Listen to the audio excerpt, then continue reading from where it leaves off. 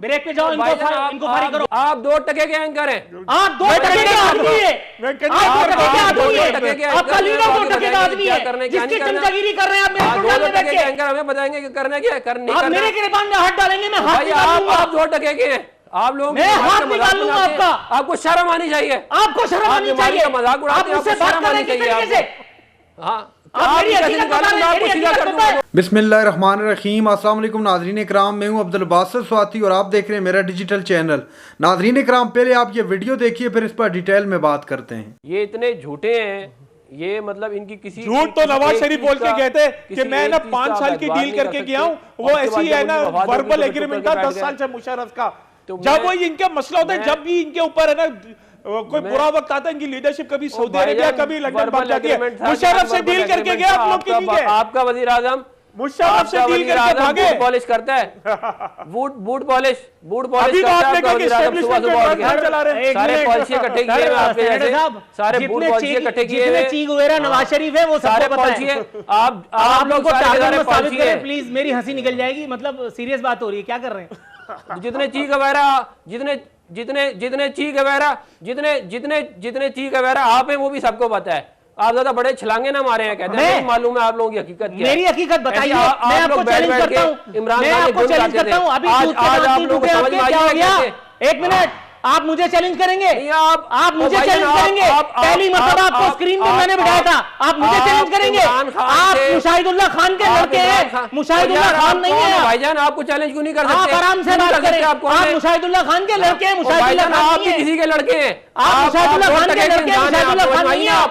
हाँ, आप मेरी हकीकत बताइए, बताओ मेरी हकीकत, आप बताओ 2 मैं किसके टके के विरोध में एंकर हूं? हैं, आप 2 टके के एंकर हैं, आप 2 टके के आदमी है, आप 2 टके के आदमी है, आपका लीडर 2 टके का आदमी है जिसकी चमचागिरी कर रहे हैं आप मेरे प्रोग्राम में बैठ के। एंकर हमें बताएंगे कि करना क्या है, करने आप मेरे गिरबान में हाथ डालेंगे, मैं हाथ निकालूंगा। आप 2 टके के हैं, आप लोग मैं हाथ निकाल लूंगा आपका। आपको शर्म आनी चाहिए, आपको शर्म आनी चाहिए, मजाक उड़ाते हैं, आप मुझसे बात कर रहे हैं किस तरीके से?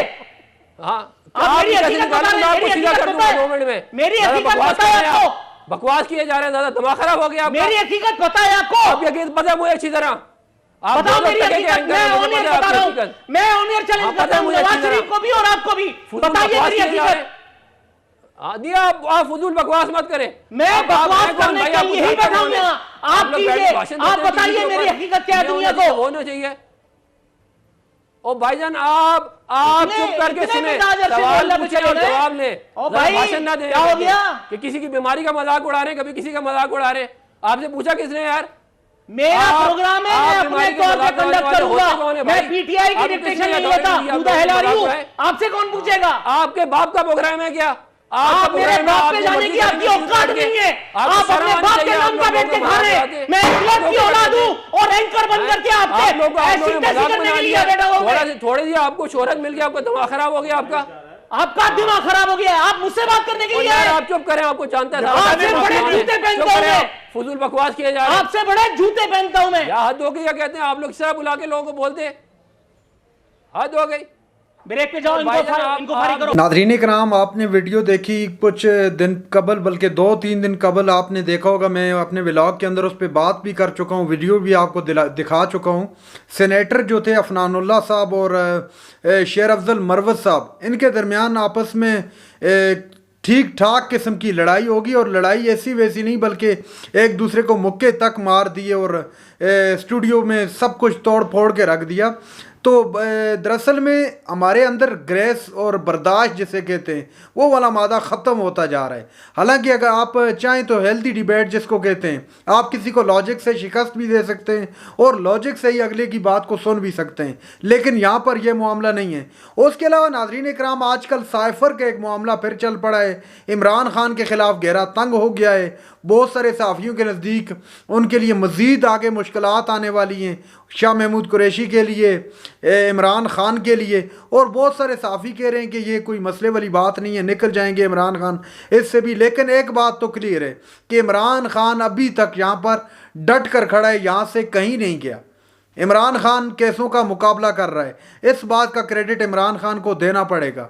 चूँकि नवाज़ शरीफ के ख़िलाफ़ केसेस थे, नवाज़ शरीफ 4 हफ्तों के लिए मुल्क से बाहर गए थे, और आज क्या सिचुएशन है वो आपके सामने है। नवाज़ शरीफ तकरीबन 4.5 साल बाद मुल्क वापस आ रहे हैं। तो ये सिचुएशन बड़ी बनी हुई है इस वक्त मुल्क के अंदर। नवाज शरीफ की वापसी की भी तैयारियां शुरू हैं, दूसरी जानब PMLN के आए रोज़ बयानिए तब्दील हो रहे हैं। किसी को समझ नहीं आ रही कि नवाज PMLN किस तरफ जा रही है और कौन से बयानिए के साथ आगे बढ़ेगी। अब आज इसहाक डार के एक और बयानिया सामने आया जिसने एक और नया जो है मुआज खड़ा कर दिया। उन्होंने कहा जी अल्लाह खुद पूछ लेगा, खुद हिसाब किताब ले लेगा। ये अरवाई पर भी टिकर चल रहे थे और भी एक दो तीन न्यूज़ चैनल पर मैंने देखा ये टिकर्स चल रहे थे। तो अब आप खुद अंदाज़ा लगा सकते हैं कि जो शख्स महज चंद दिनों के अंदर अपने बयानिए से पीछे हट जाए तो वो अपने बयानिए पर एक लंबे अरसे के लिए कैसे खड़ा हो सकता है। तो कम से कम इमरान खान तो डट कर खड़े अभी तक, आगे देखते हैं क्या होता है। नाज़रीन इकराम, ये थी आज की हमारी वीडियो। चैनल पर जो ने चैनल को सब्सक्राइब कर लें अगली वीडियो तक के लिए। अल्लाह हाफिज़।